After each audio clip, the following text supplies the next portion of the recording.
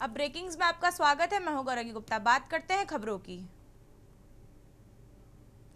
दिल्ली में आज से शुरू होगा भारतीय व्यापार महोत्सव। भारत मंडपम में 4 दिनों चलेगा व्यापार महोत्सव। गृह मंत्री अमित शाह व्यापार महोत्सव का करेंगे उद्घाटन। दिल्ली में आज से शुरू होगा भारतीय व्यापार महोत्सव। भारत मंडपम में 4 दिन चलेगा व्यापार महोत्सव। गृह मंत्री अमित शाह व्यापार महोत्सव का करेंगे उद्घाटन। आज से दिल्ली में शुरू होगा भारतीय व्यापार महोत्सव। अहम खबर आपको बता दें, दिल्ली में आज से शुरू होगा भारतीय व्यापार महोत्सव, जहां पर अमित शाह करेंगे व्यापार महोत्सव का उद्घाटन। भारत मंडपम में 4 दिन तक चलेगा व्यापार महोत्सव।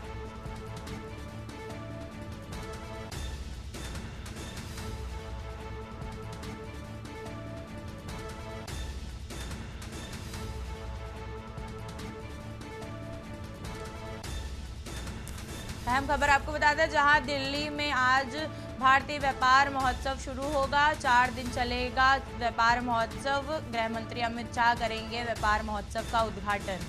भारत मंडपम में चलेगा 4 दिन तक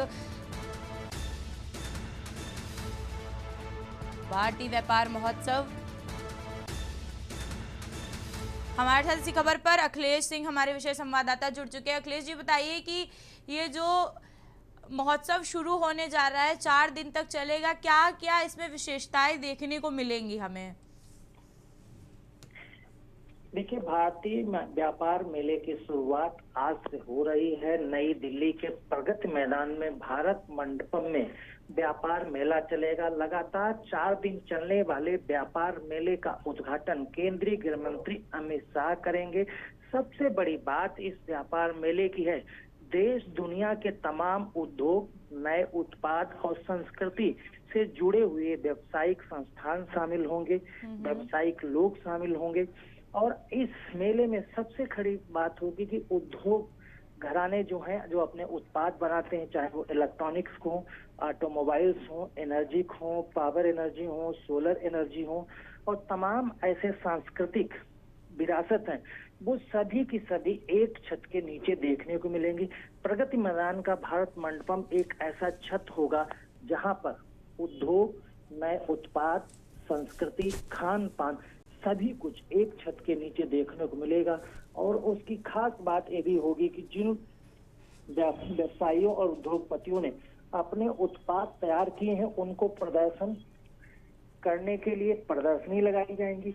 उन प्रदर्शनियों में वो अपने उत्पाद का प्रदर्शन कर सकते हैं, बढ़ावा दे सकते हैं, प्रमोशन कर सकते हैं। इसके साथ साथ देश विदेश के व्यापारी उद्योगपति शामिल होंगे, जो उन सामानों को खरीदारी और उनका ऑर्डर देने के लिए वहां पर अपनी बुकिंग भी कर सकते हैं। तो कहा जा सकता है व्यवसायियों और उद्योगपतियों के लिए एक मंच है, जहां पर 4 दिन लगातार भारतीय व्यापार के देश मेले के जरिए लोग अपने व्यापार को बढ़ा सकते हैं, अपने उत्पाद का प्रदर्शन कर सकते हैं और अपने उत्पाद का प्रमोशन कर सकते हैं। इसके अलावा कई राज्यों और विशेष क्षेत्रों के खान पान और सांस्कृतिक प्रदर्शन भी एक साथ किन देखने किन को क्षेत्रों मिलेंगे। के उत्पाद जो है हमें व्यापार महोत्सव में देखने को मिलेंगे? जैसे बात की जाए कि कौन से विशेष क्षेत्रों के उत्पाद देखने को ज़्यादा मिलते हैं, या लोग जो दर्शक होते हैं, जो व्यापारी होते हैं, वो बहुत ज़्यादा वहाँ पर जाते हैं उसको देखने के लिए, क्योंकि ये आकर्षण होता है एक तरीके से जब ये शुरू होता है? देखिए, इलेक्ट्रोमोबाइल्स यानी जो इलेक्ट्रिक मोबाइल्स कंपनियां हैं, मोबाइल उत्पाद उसमें होंगे। जी। सोलर एनर्जी से जुड़े हुए उत्पाद होंगे, इलेक्ट्रिकल प्रोडक्ट्स होंगे। वन प्रोडक्ट के तहत जो तमाम ऐसे उत्पाद हैं जो अलग अलग तरह के क्षेत्र में अपना काम कर रहे हैं, उन उत्पाद का यहाँ अलग अलग प्रदर्शनियों में प्रदर्शन किया जाएगा।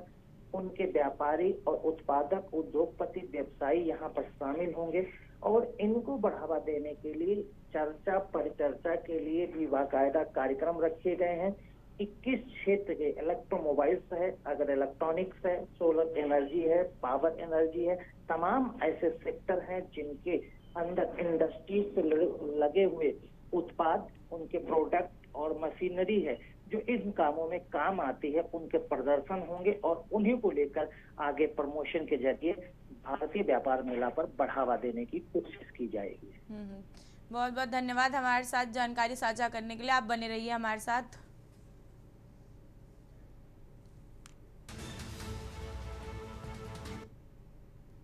खबर दिल्ली से है, जहां पूर्व राष्ट्रपति रामनाथ कोविंद की आत्मकथा का विमोचन सुबह 9:30 बजे विज्ञान भवन में होगा। विमोचन कार्यक्रम शीर्षक times of the India Republic my life my struggle है। प्रधानमंत्री मोदी कोविंद की आत्मकथा पुस्तक पर करेंगे विमोचन। प्रधानमंत्री मोदी कोविंद की आत्मकथा पुस्तक का करेंगे विमोचन। पूर्व राष्ट्रपति रामनाथ कोविंद की आत्मकथा का विमोचन सुबह 9:30 बजे विज्ञान भवन में होगा विमोचन कार्यक्रम।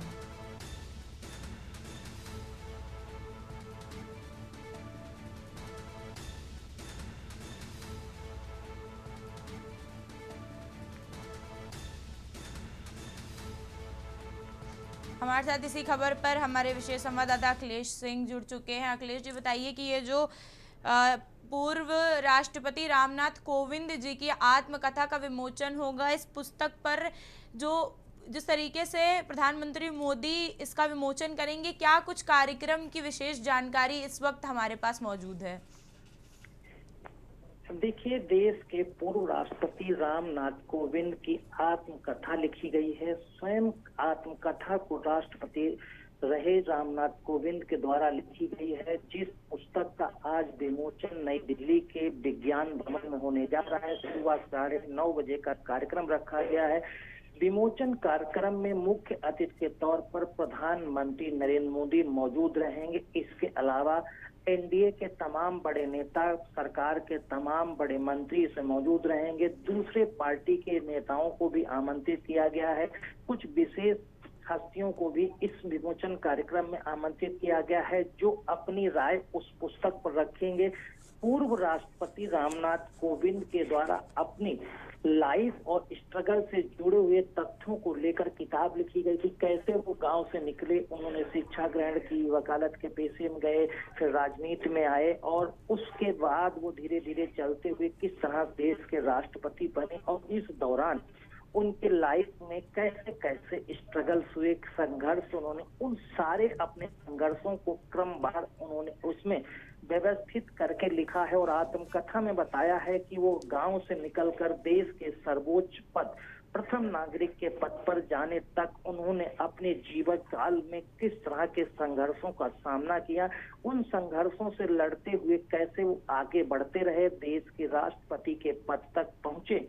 यह एक आत्मकथा इसलिए भी लिखी जा गई है कि देश के युवाओं को, देश के लोगों को एक प्रेरणा स्रोत बन सके कि कैसे एक आम नागरिक छोटे गरीब परिवार घर से निकलकर देश के सर्वोच्च पद पर जा सकता है और उसकी जीवन काल में तमाम तरह के बड़े संघर्ष, बड़ी रुकावटें आ सकती हैं, जिसको भी लोग लड़ते हुए आगे बढ़ते हुए अपने मंजिल तक पहुंच सकते हैं। तो आत्मकथा में इस तरह की चीजों को दर्शाया गया है कि राष्ट्रपति रहे रामनाथ कोविंद के जीवन काल में भी संघर्ष वैसे ही रहे हैं जैसे आम व्यक्ति के जीवन में आते हैं, लेकिन संघर्ष और लगातार एकाग्रता के साथ जुड़े रहने के बाद लोग अपनी मंजिल को पा सकते हैं, अपने लक्ष्य को प्राप्त कर सकते हैं। इस तरह के इस पुस्तक में तथ्यों का लिखा गया है। तो कहा जा सकता है कि देश और आम तौर पर उत्तर प्रदेश के लोगों के लिए प्रेरणा का स्रोत बनेगी आत्मकथा रामनाथ कोविंद की। जी धन्यवाद हमारे साथ जानकारी साझा करने के लिए अखिलेश जी, आप बने रहिए हमारे साथ।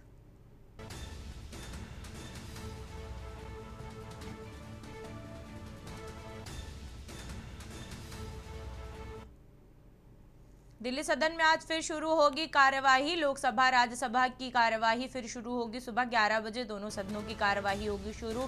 पक्ष विपक्ष की तरफ से राजनीतिक हलचल हुई तेज। सरकार आज एफसीआर संशोधन बिल 2026 कर सकती है पेश। विपक्ष ने बिल पर कई बिंदुओं पर आपत्ति बनाई रणनीति।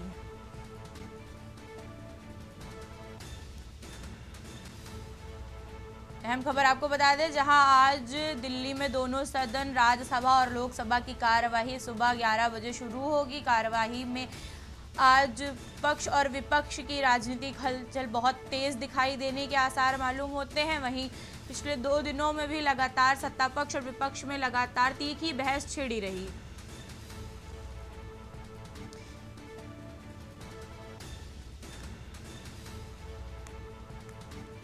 अहम खबर आपको बताते हैं, जहां दिल्ली के दोनों सदनों में आज सुबह लोकसभा और राज्यसभा की कार्यवाही 11 बजे शुरू होगी।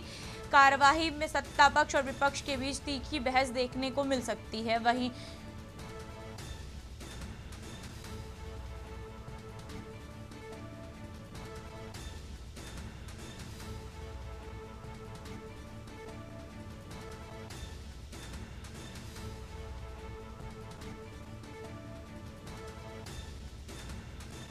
हमारे साथ विशेष संवाददाता अखिलेश सिंह जुड़े हुए हैं। अखिलेश जी, बताइए कि ये जो बिल आज पारित हो गया, एफसीआर संशोधन बिल 2026 जो है पक्ष पेश करेगा और विपक्ष कुछ बिंदुओं पर आपत्ति जता रही है। क्या कुछ इस जो बिल के अंदर बात रखी जाएगी जिस पर विपक्ष जो है लगातार आपत्ति जता रहा है? देखिए, संसद के मानसून सत्र की कार्रवाई आज फिर 11 बजे शुरू होगी। संसद के दोनों सदन, लोकसभा और राज्यसभा में जब 11 बजे कार्रवाई शुरू होगी, तो जिस तरह से दोनों सदनों की कार्रवाई के दौरान लगातार सत्ता पक्ष और विपक्ष के बीच नोक-झोंक हो रही है, सत्ता पक्ष विपक्ष और जोर हंगामा हो रहा है। विपक्ष लगातार सदन में अपनी मांगों को लेकर जवाब मांग रहा है सरकार से, लेकिन सरकार जवाब नहीं दे रही। आज लंबे समय से प्रस्तावित और कई दिनों से लगातार चर्चा का विषय बना हुआ है एफसीआरए बिल, जिसे संशोधन के लिए सदन के पटल पर लाया जाने की आज संभावना है। और ये कहा जा रहा है कि सरकार ये चाहती है कि इसी मानसून सत्र में सदन के अंदर एफसीआरए के संशोधित बिल को पास करा लिया जाए। लेकिन जिस तरह से विपक्ष एकजुट है, विपक्षी सांसदों की एकता सदन में देखने को मिलती है, उससे ये अंदाजा लगाया जा सकता है कि विपक्ष आज जोरदार हंगामा कर सकता है। इसमें नोक-झोंक सत्ता पक्ष और विपक्ष के सांसदों के बीच देखने को मिल सकती है। लेकिन एफसीआरए के अंदर जो संशोधन किया जा रहा है, उस बिल के कुछ बिंदुओं पर विपक्ष को आपत्ति है, जिसमें खास कर ये कहा जा रहा है कि किसी समुदाय, विशेष समुदाय के जो एफसीआरए के तहत लाभ विदेश से लेते हैं, उनके जो सामाजिक संगठन हैं, उन सामाजिक संगठनों के खाते में दान स्वरूप विदेश से जो भी फंड आता है, उस फंड के आने में रुकावट पैदा करने के लिए सरकार ने विधेयक के अंदर कुछ ऐसे बिंदु शामिल किए हैं जिन बिंदुओं पर विपक्ष को आपत्ति है कि किसी समुदाय या किसी विशेष समुदाय को टारगेट करने के लिए संशोधन एफसीआरए के बिल में किया जा रहा है, जिसको वो होने नहीं देंगे। और देश के सभी नागरिक, सभी समुदाय, सभी क्षेत्र विशेष के लोग एक समान हैं, इसलिए एफसीआरए किसी भी क्षेत्र विशेष के लोगों के लिए ध्यान में रखते हुए संशोधन न किया जाए, सभी तरह से रहा। और पहले जो चल रहे संशोधन अभी तक जो एफसीआरए में थे, उस पर भी इसी तरह का हंगामा होता रहा। अब ये देखना होगा क्या सरकार एफसीआरए के संशोधन बिल को आज सदन में पेश करा पाती है, विपक्ष उसको रोकने में कामयाब हो पाता है, ये देखने वाला होगा। जी धन्यवाद अखिलेश जी, हमारे साथ जानकारी साझा करने के लिए। अहम खबर आपको बता दें, जहां दिल्ली के दोनों सदन राज्यसभा और लोकसभा की कार्यवाही आज सुबह 11 बजे से शुरू होगी। दोनों सदनों में सत्ता पक्ष और विपक्ष के बीच राजनीतिक बहस देखने को मिलेगी। वहीं पर बात करते हैं, आज एफसीआर संशोधन बिल 2026 भी पेश करेगी सत्ता पक्ष, जिसके कई बिंदुओं पर विपक्ष लगातार आपत्ति बनाए हुए है। वहीं इसी पर राजनीतिक गलियारों में बयानबाजी तेज है।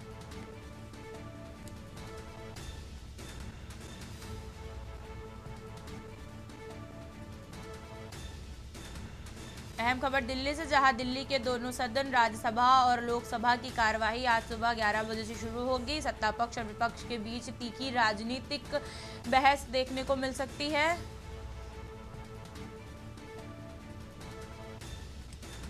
एफसीआर संशोधन 2026 बिल भी पेश कर सकती है सत्ता पक्ष, जिस पर कुछ बिंदुओं पर विपक्ष लगातार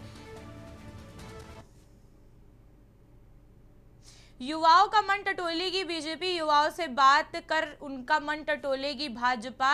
जेन जी और साधने के लिए भाजपा की कड़ी रणनीति, भाजपाइयों विधानसभावार बनाएगी 10-10 युवाओं की टोली, स्कूल कॉलेज तक पहुंचकर करेंगे संवाद, युवाओं की समस्याओं सरकार को लेकर जानी जाएगी राय, युवा मोर्चा की टीम युवाओं को योजनाओं से देगी जानकारी, भाजयुमो को टीम विपक्षी के भ्रामक प्रचार पर भी करेगी खुलासा,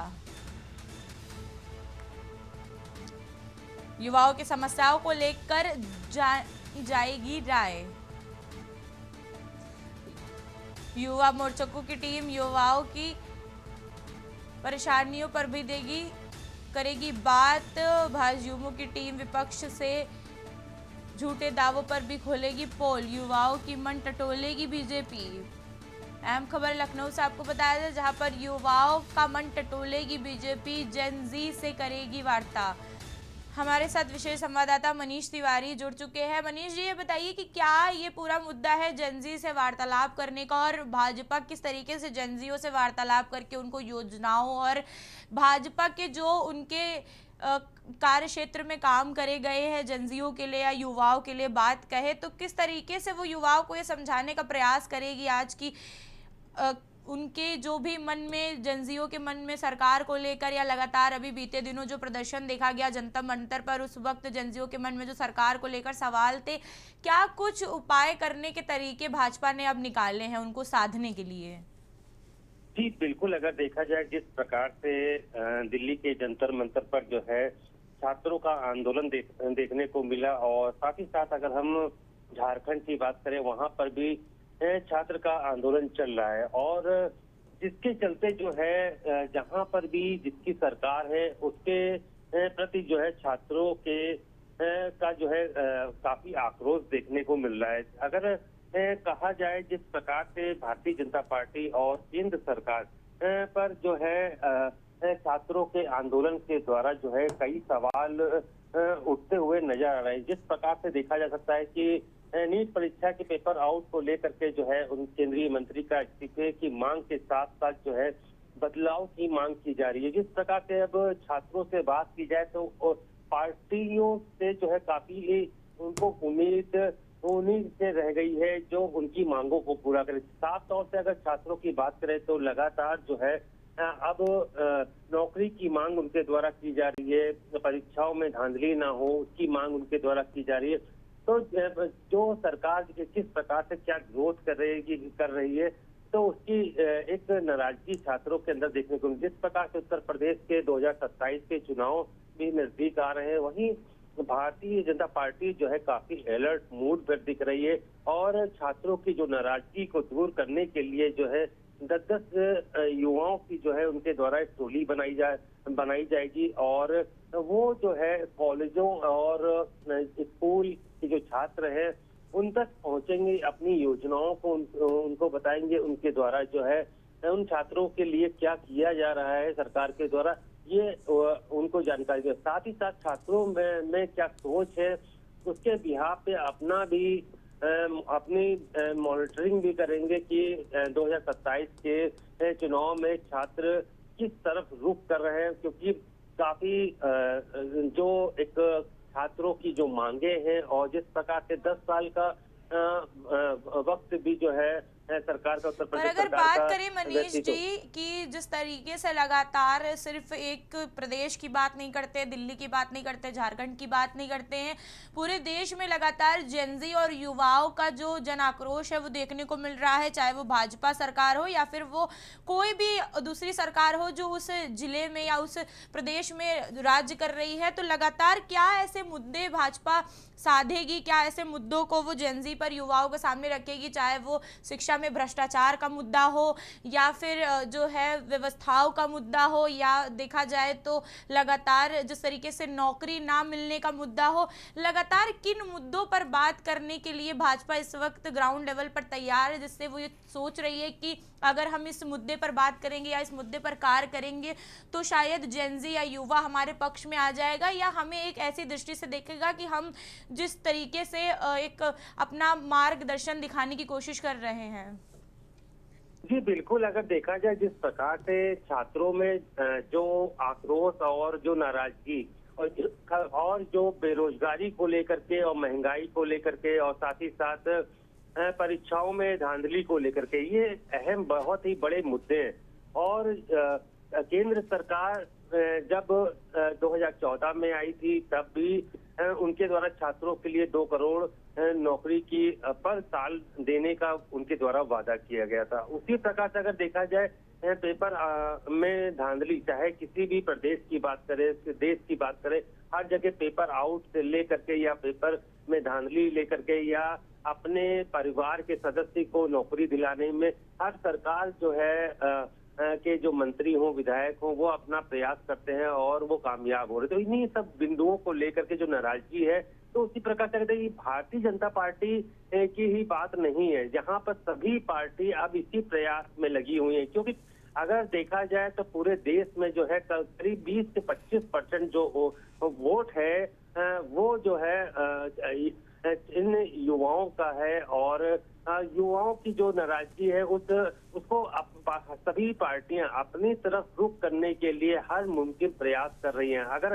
देखा जा सकता है कि राहुल गांधी लगातार जो है छात्रों के साथ संवाद कर रहे हैं। अभी हाल ही में प्रयागराज में उनके द्वारा छात्रों के साथ जो है संवाद किया गया और सरकार की कमियां खामियां और अपना प्लान बताया गया। उसी प्रकार से अगर हम भारतीय जनता पार्टी की बात करें तो भारतीय जनता पार्टी सरकार में है और आप उनको जो है अपनी प्लानिंग नहीं बतानी है, उन्होंने अब तक क्या किया है छात्रों के लिए, युवाओं के लिए क्या किया है,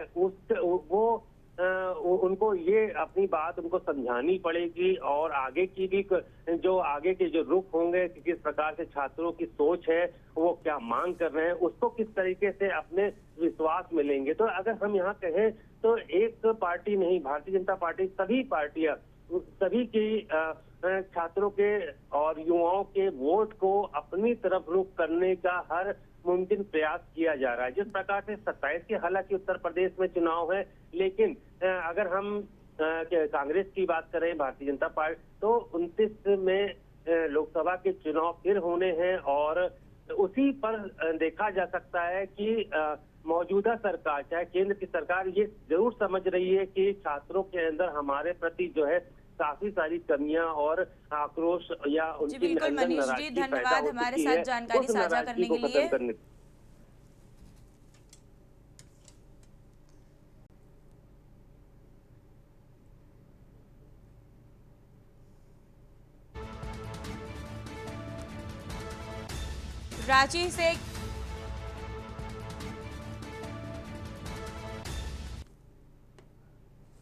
रांची से एक अहम खबर आ रही है, जहां रांची में छात्रों की मास मूवमेंट पर बात करेंगे। वहीं सरकार ने नहीं सुनी मांगों को, होगा मास मूवमेंट। देवेंद्र महतो के अनशन का 11वां दिन आज। JLKM नेता है देवेंद्र महतो। रांची में छात्रों ने दी मास मूवमेंट की चेतावनी। सरकार ने नहीं सुनेगी मांगे तो होगा मास मूवमेंट। देवेंद्र महतो के अनशन का 11वां दिन। JLKM नेता है देवेंद्र महतो। रांची में छात्रों ने दी मास मूवमेंट की चेतावनी। सरकार ने नहीं सुनी मांगे तो होगा मास मूवमेंट। अहम खबर रांची से है, जहां पर छात्रों ने सरकार पर मांगे ना सुनने पर मास मूवमेंट करने की चेतावनी दी है। वहीं पर देवेंद्र महतो के अनशन का आज 11वां दिन है। JLKM के नेता है देवेंद्र महतो। रांची में छात्रों ने मास मूवमेंट की चेतावनी दी है। कहा है सरकार अगर मांगे नहीं सुनेगी तो मास मूवमेंट किया जाएगा। देवेंद्र महतो के अनशन का आज 11वां दिन। JLKM नेता हैं देवेंद्र महतो। अहम खबर रांची से है, जहां छात्रों ने मास मूवमेंट की चेतावनी दी है। कहा है सरकार अगर मांगे नहीं सुनेगी तो होगा मास मूवमेंट।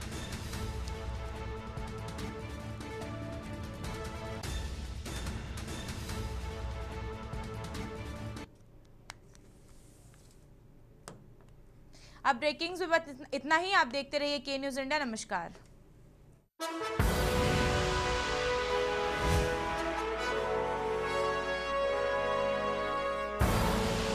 आप देख रहे हैं के न्यूज़, खबरों